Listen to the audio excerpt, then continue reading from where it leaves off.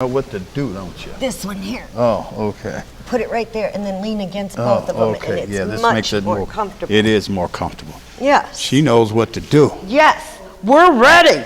All right. Okay. All right, we're just sitting here having a little conversation with Roxanne. She's got an interesting story about her son that is currently incarcerated. Where? He's in Faribault right now. Faribault. You want to tell us about his experiences? Okay. My son, I guess now that I've looked into the diagnosis of bipolar, I guess I've seen it from the time he was really young. You know, but unless you catch it when they're young, you recognize it, you understand it, and it's brought to your attention and you receive help for it. Once they turn 18, it's hopeless because no one will help you. His wife and I once drove from morning till night trying to get help for him, and they all turned us away and said he has to get it for himself. And I'm like, how does someone with a mental illness ask for help when they don't know they have a mental illness? They don't see it that way. And then the ones that love them so much see it and live with it and know he needs help, and they cry out for help, they can't get it. You know, and in these bipolar episodes, he's either way up here, you know, just life of the party and the wonderful personality, and worked really hard and always got into high positions at work because he was a good hard worker, and then the crash came. And he was way down here, and he was suicidal. Tried to commit suicide 4 times now. How did he become involved with the criminal justice system? Well, with a lot of mental illnesses, they get into drugs. Okay? They get into drugs because they don't understand they have a mental illness. They don't understand that severe high, and they get into that manic depression, and they want it to stop. They want it to stop. So they self-medicate. And then when he did get in trouble and get into prison, I would call the prisons and I would tell them, you know, I can tell by his voice on the phone when he's in that Manic low state. Yes, I can tell right off, and I'm like, what's wrong? What's wrong? And I had called to the nursing facility, wherever they see him in there, and tried to explain to them that, you know, he had this and that he needed a medication. And she told me, oh, everyone's depressed here. This is prison. And they give everyone the same. Is she depressed? She should be. He's in prison. But they give them all the same medication. You know, it's just a generic, whatever the state wants to pay for. There isn't individual doses, and with these things, I know I suffer from panic attacks, and you have to try several different medications before you find the one that fits you. You know, and he's never had that opportunity. Now, this last time when he went through the boot camp program, and I really, really do thank the boot camp program, whoever made it mandatory for him to get a mental assessment, because we were going to go for our very first 4-hour evaluation with real doctors that handled this very real issue. So does he currently have a diagnosis from a doctor? He does. Okay. He does now. We got it later in life, but we have never made it to the point where we got that clinical medication, and that you know, they're going to go through. It was a 4-hour appointment to go through everything that is going on with him and to find the different medications to try, and then they would monitor these medications and he would report back until we found something, because he's not even going to know when he gets the right medication what's normal. You know, he's never lived here where you and I live. He's lived up here and down here. He's never lived here. Yeah, I have a sister that goes through that. Yeah. And it lasts for weeks. Weeks, yes. So his experience in prison, how has that impacted his mental stability? A lot. He was doing really well until this last time he went back to prison. This was it was a relationship between, well, they're going to edit this, right? Because I don't know if he's going to want this out, but it was between him and another guy.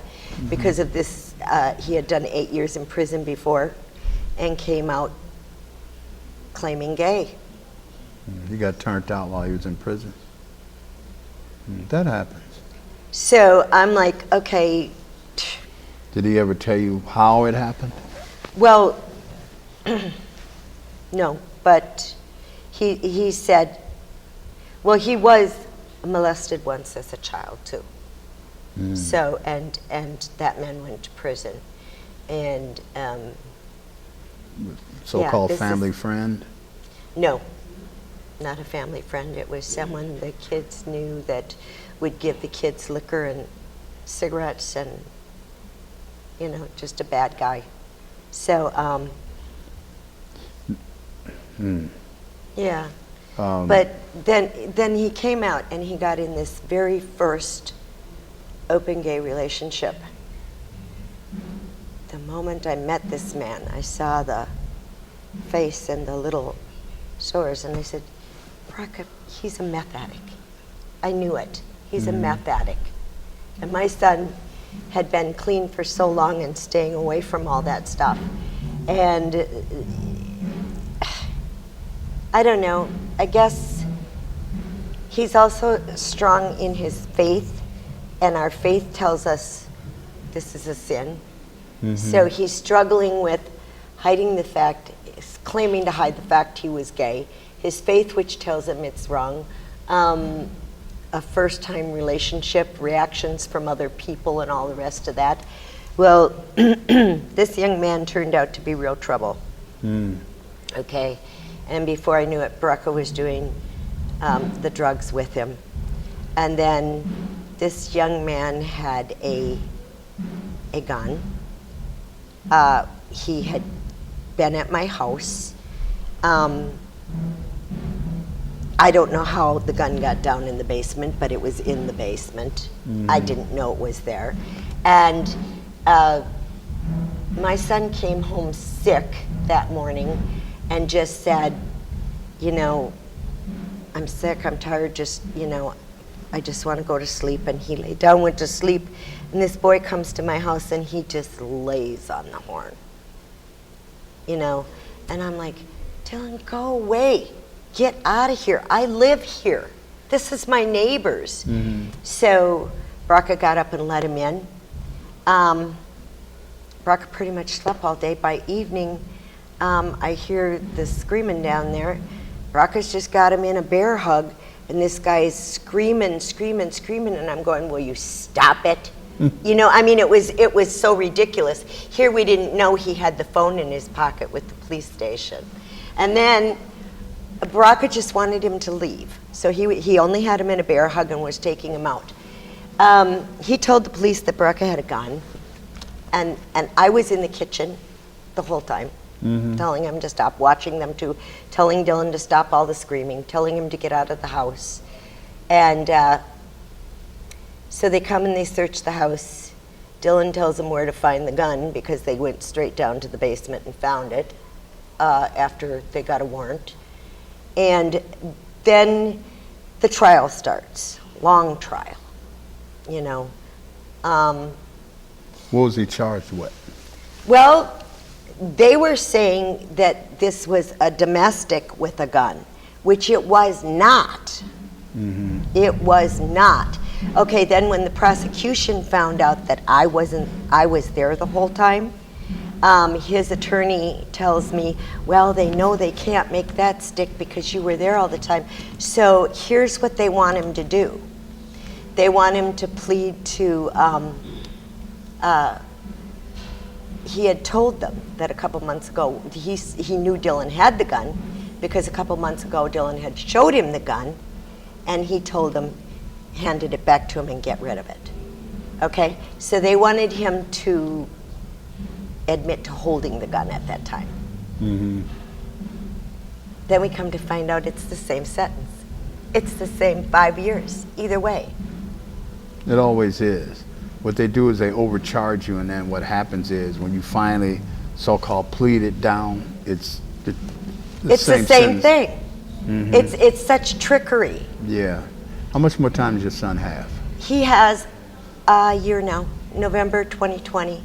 Mm-hmm. Yeah, he went through boot camp. He got out on March 5th. He came home. I drove down there to get him with the pastor. He was going to church on Sunday. He was, we had tried going to the workforce center on Fairview University. I found that complicated because he, spending so much time in prison, didn't know computers, and I know nothing. Mm-hmm. So without someone physically sitting there with us, trying to help us through that process, we were getting nowhere with the computers. So then I remembered right across the street is the Goodwill. Mm-hmm. And I know that the Goodwill has programs there for stuff like this. And we go in and we meet Ken. What an amazing guy. Mm. Ken and the reentry program and the accessibility program, where they pay you $150 to go to training, to be worked on, trained on heavy factory type and construction equipment, and then you get jobs at $15 to $25 an hour, sustainable wages to keep these young men out of prison. It's amazing. I mean, matter of fact, I thought it was so amazing. I shared this card and this information with his probation officer because I thought there's so many other felons out there that are having such a hard time getting a job, and this is all set up for felons. Right. Because my son went to Target. Target is supposed to be felon friendly, but they wouldn't hire him. No. They won't hire him. No. What are your son's chances of getting back into boot camp or the reboot program?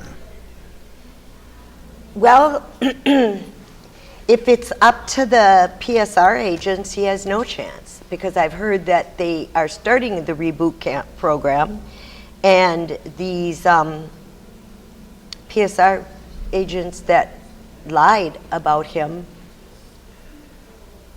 they say that they want their input on who should go in. So take us through that. Now, when you say they lied on him, what was told in order to get him sent back to prison? Okay. They came to the house. We were leaving for the training program. Mm-hmm.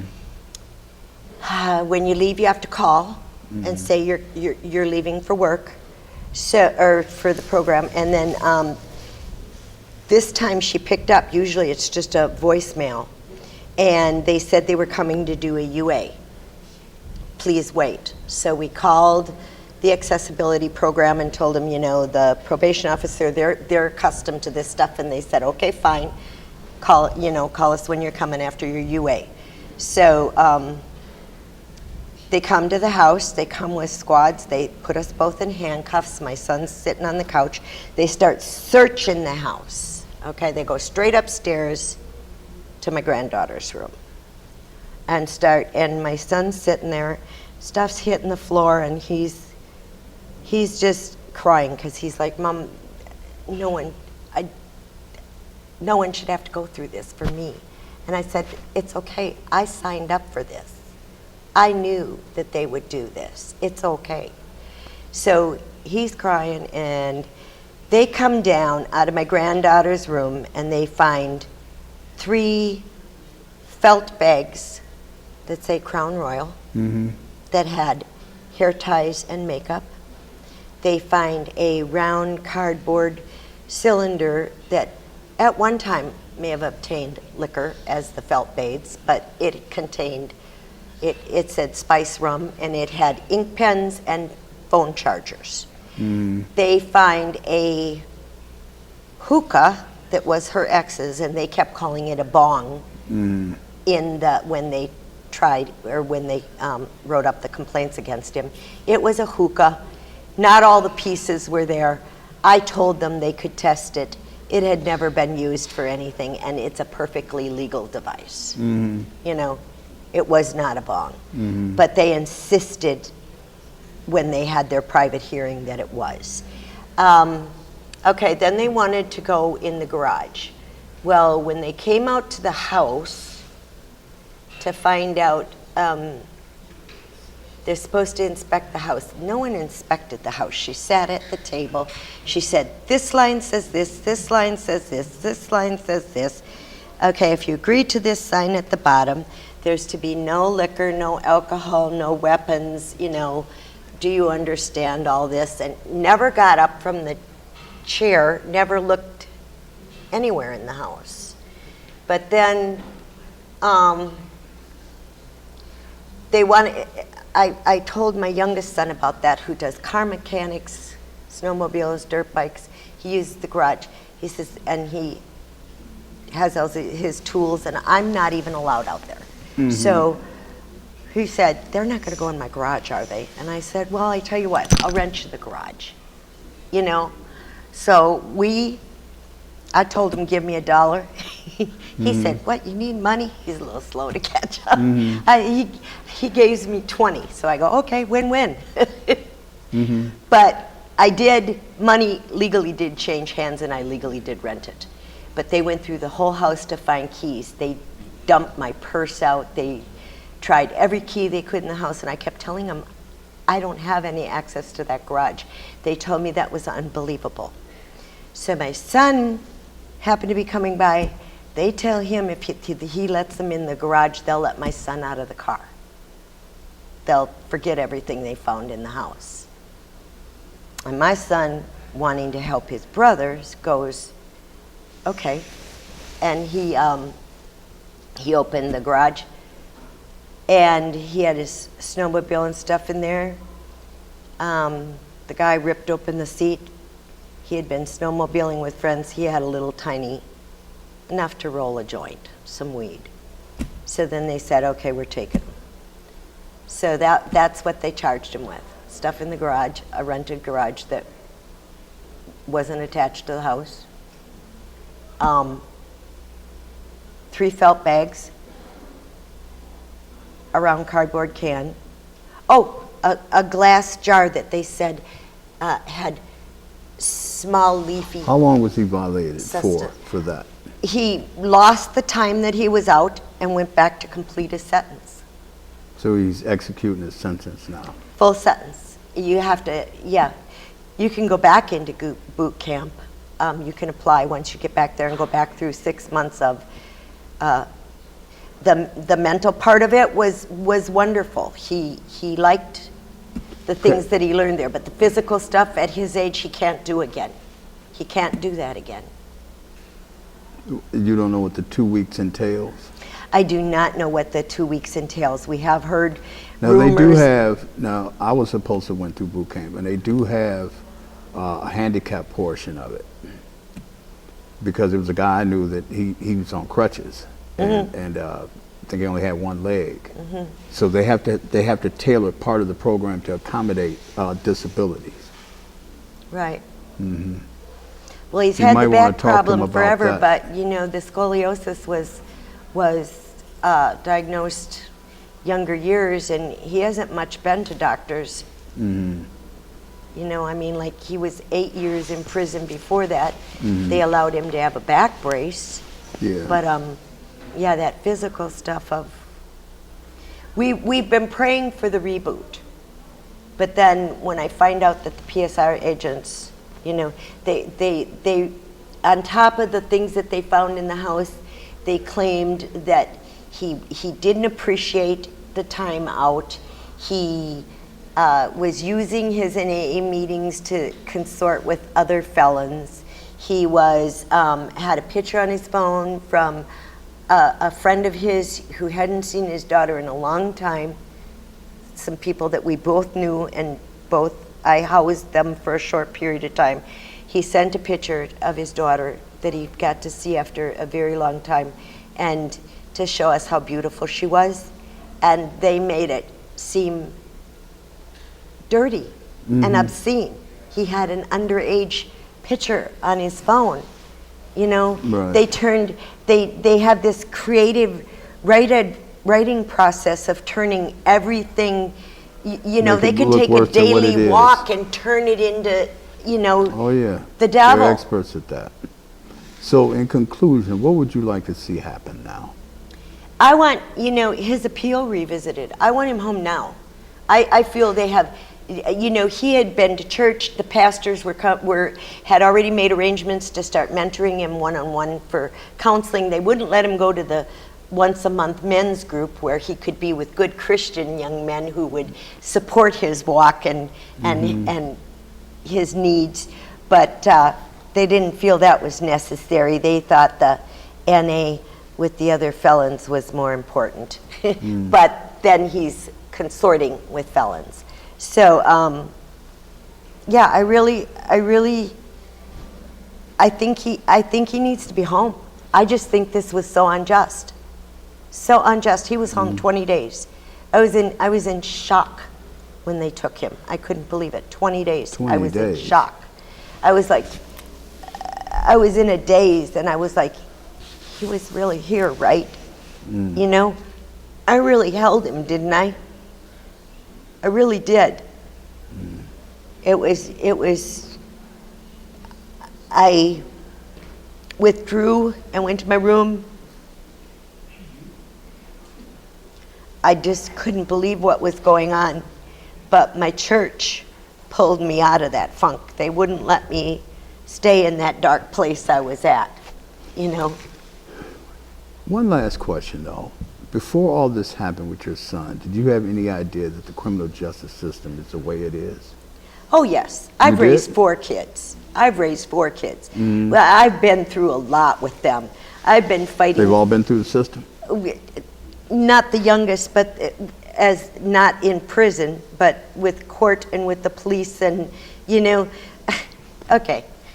I've been in my front yard gardening, okay? And the police drive down the street one time in the summer, and in the loudspeaker on their car while I'm gardening, the police go, "We're gonna get him, we're gonna get him," humiliating me in front of my neighbors.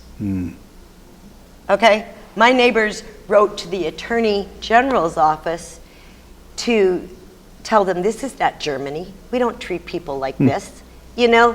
And they said, well, she's just got some bad boys, and they're handling it in the way they feel appropriate. All right. Great, Stephanie. So, Thank you so much. thank you. All right. What you got to say, Stephanie?